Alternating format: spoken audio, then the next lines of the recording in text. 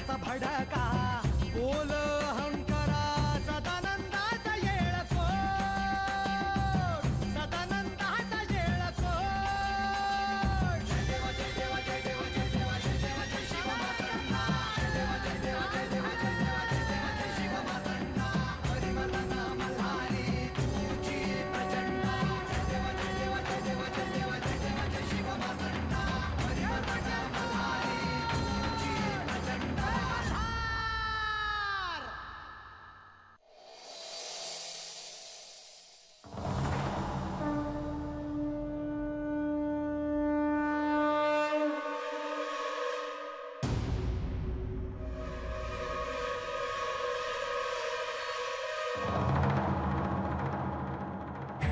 आता रातच्याला सारजण झोपला असतील.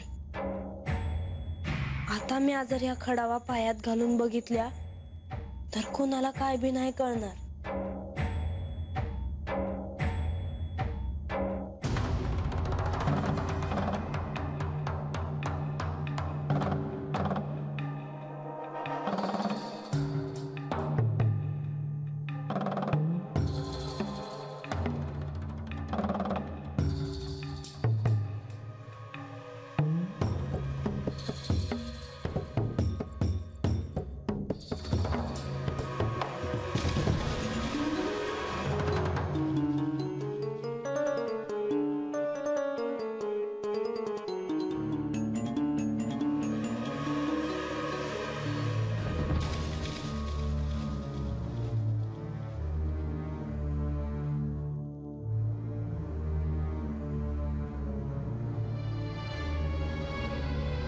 बानो काय करतीये? काय नाही काय काय अजून झोपली नाहीस तू? नाही. आणि हात काय करतीस? अरे ते ते काय झालं? अरे ते हा दिव्यात तेल घालायला आले होते. बर. आणि हातात खडावा कशा? अरे ते काय नाही तुझा झोप जा. मी अभि आत जाऊन झोपते. जा.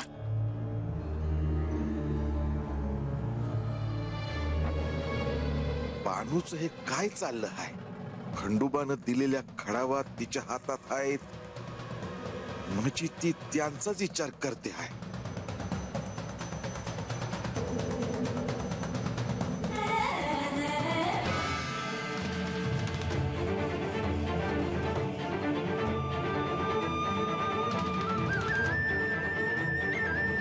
देवा मी लवकरच तुम्हासनी भेटायला येणार आहे बघा.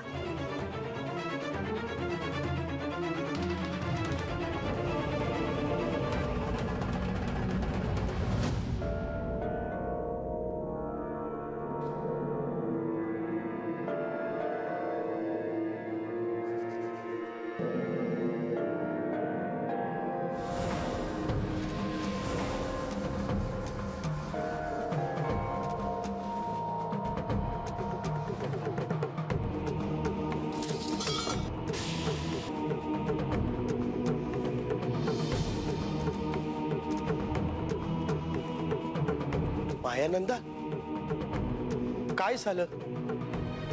आणि आपण अजून झोपला नाहीत? झोप कशी येईल सांगा ना, कशी येईल झोप? अहो एकुलती एक पोर आहे ती माझी. तिच्या काळजीमुळे जीव ते तुटतोय माझा. तरी मी आपल्याला बजावलं होतं की म्हाळसासमोर जेजुरीत हा विषय काढू नका. आपण बोलता बोलता विषय टाळलात हे तिच्या लक्षात आलं नसेल का? काळजीपोटीच बोलले ना मी पण, नाहीतर विषय काढला नसता. आणि जेजुरीत आल्यानंतर माळसा मला बरी वाटली. कोणतीच काळजी दिसत नव्हती म्हणूनच मी विषय काढला. अहो पण विषयाची परीक्षा घ्यायचीच कशाला म्हणतो मी. हा विषय काढला नसता तर काही बिघडलं असतं का? आता म्हाळसा साशंकपणे आडून आडून आपल्याला विचारेल, आणि हे असं किती दिवस तिच्यापासून लपून ठेवणार आहोत आपण? तिची शंका बळावली तर काय करणार आहोत आपण? इतकं काही झालेलं नाही. मी केवळ विषय टाळला आणि तिला ते कळणार असेल तर कळू दे. अहो पण तुम्हाला आईची काळजी कळणार नाही. तुम्ही झोपा. मला मात्र आता काही स्वस्त झोप लागणार नाही. म्हाळसाच्या बाबतीत जेजुरीत नेमकं काय घडलंय ते मी जाणून घेणारच.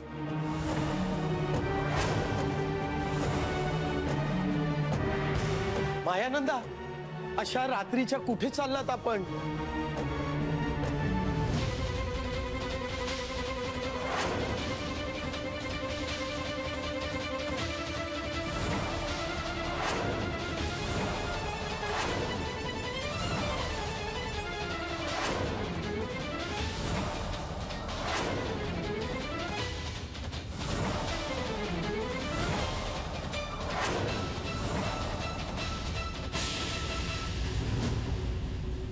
लतिका, लतिका, लतिका.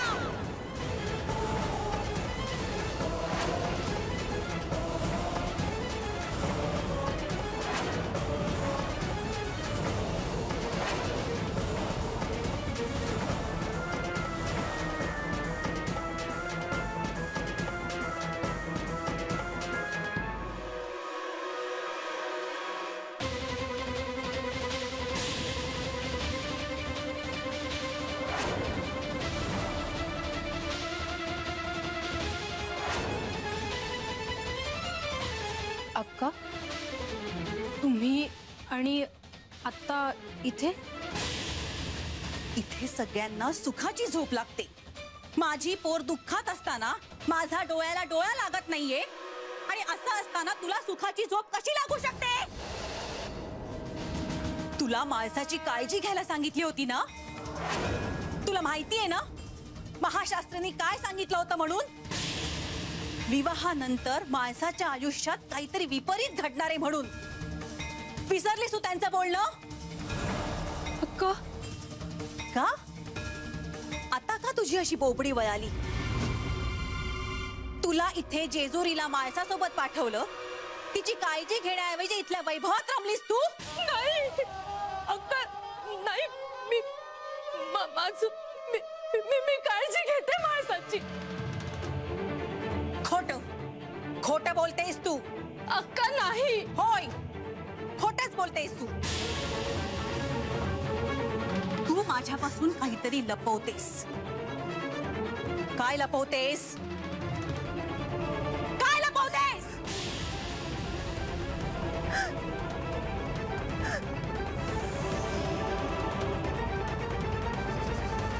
काय झालंय माझ्या माणसाला? ती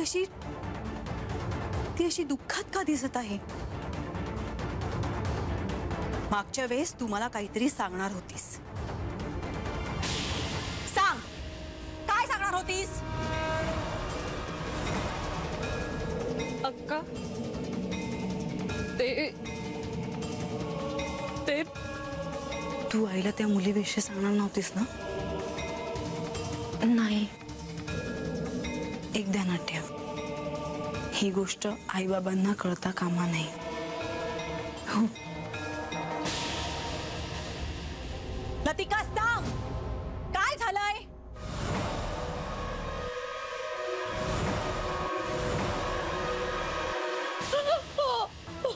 मला ठाऊक आहे तू इथे अशी नाही बोलणार. तुला नेवासेलाच घेऊन जाते. तिथेच तू मला सारं काही सांगशील. ये परत नेवासेला. माळसाला तुला परत पाठवायलाच सांगते.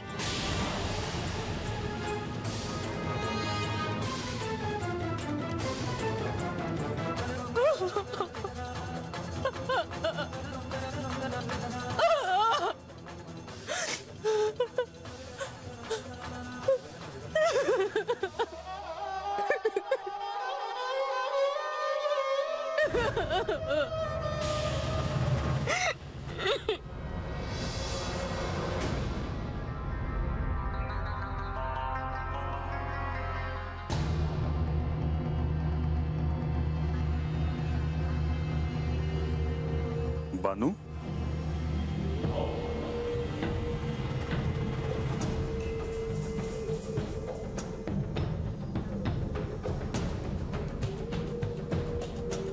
मला बी लय वाटतंय तू मस्ती भेटावं असं.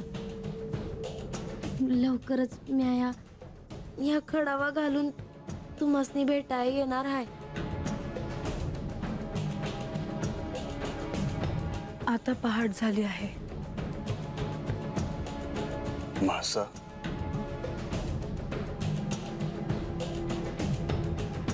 आता तरी विश्रांती घे तू. विश्रांती? कशी झोपू मी? सगळी रात्र तुम्ही जागे आहात. तुम्ही कुणाचा विचार करता आहात? का विचार करता आहात? आता तरी सांगा.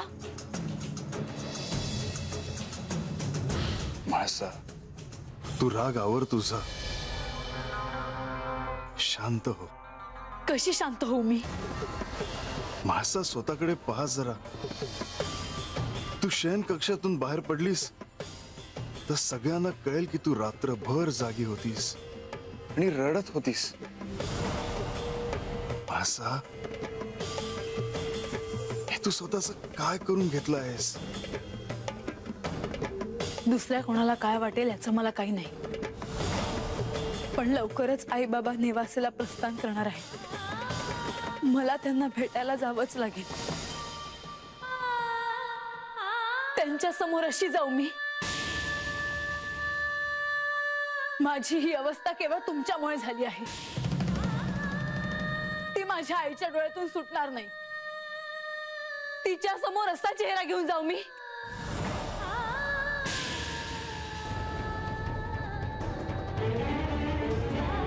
इथून त्यांनी कोणतीही चिंता घेऊन जाऊ नये असं वाटतं मला.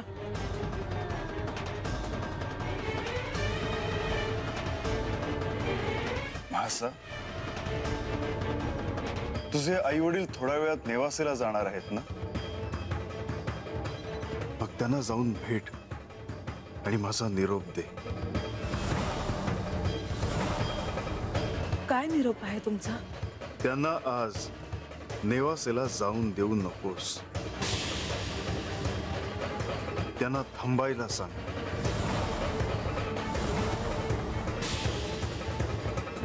मला त्यांच्याशी बोलायचं आहे.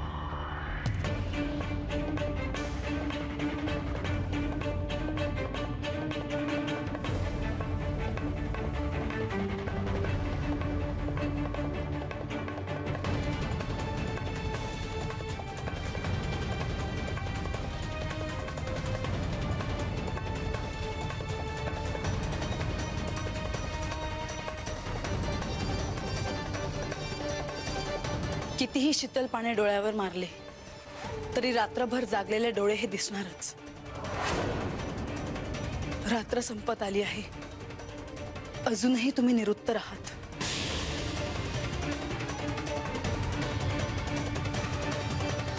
तुमचा निरोप घेऊन मी आईबाबांकडे जाते आहे. मी त्यांना काही सांगणार नाही, पण ती माझी आई आहे. तिला मी काही नाही सांगितले तरी तिला कळल्याशिवाय राहणार नाही.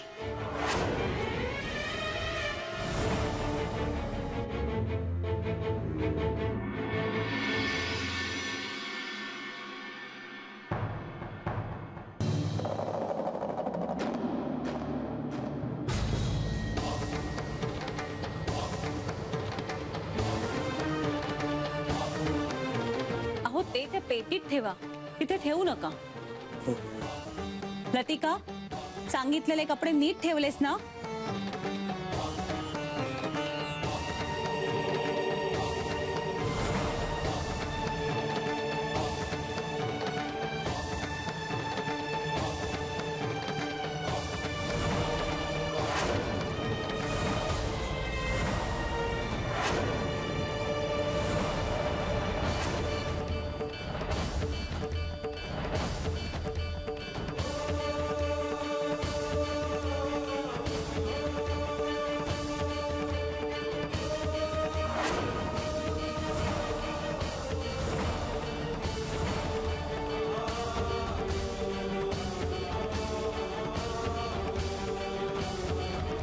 कशी दिसतेस तू म्हाळसा? चेहरा बघ स्वतःचा.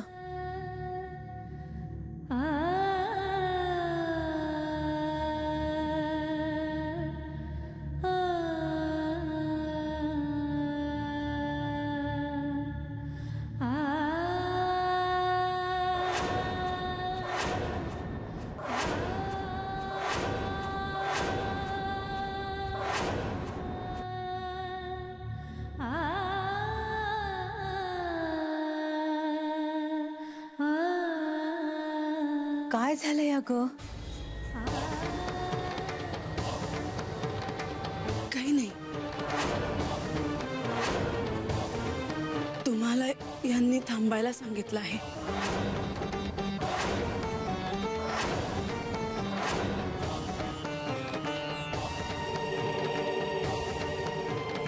का पण? माहित नाही.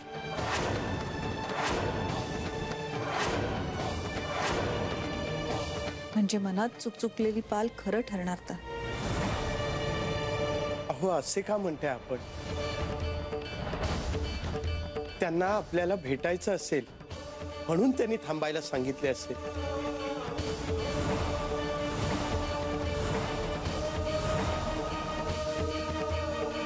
पण माळसा तू का रडत आहेस? तुम्हाला जाताना बघून मला रडू येते. तुम्ही थांबा, मी तुम्हाला नंतर भेटायला येते.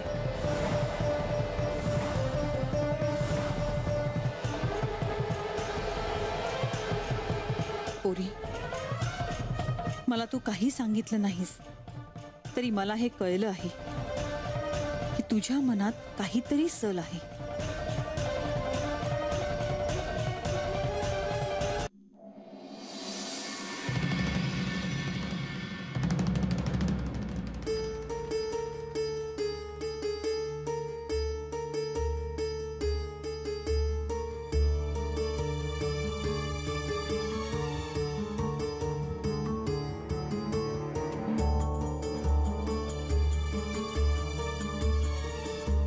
जेव्हा खंडोबा या राज्याभिषेकाला जेजुरीला आले आणि तुम्हाला भेटले, तुम्ही मला या खडावा दिल्या. पण मला ठावच नव्हतं तुम्ही मला या खडावा का दिल्या ते. पण तुम्ही मला दृष्टांत दिला. तुम्ही मला सांगितलं की मी या खडावा घातल्या तर मला कुठं बी जाता येईल. पर मी या खडावा घालून जाणार तरी कुठं? मी तर वस्ती बाहेर एकदाच गेली आहे आणि कुठं काय आहे ते बी मला ठाव नाही. आणि वस्ती बाहेर मी कुणाला ओळखत बी नाही. मग मी कसं भेटणार कुणाला? हा, वस्ती बाहेर मी तुम्हासनी ओळखते.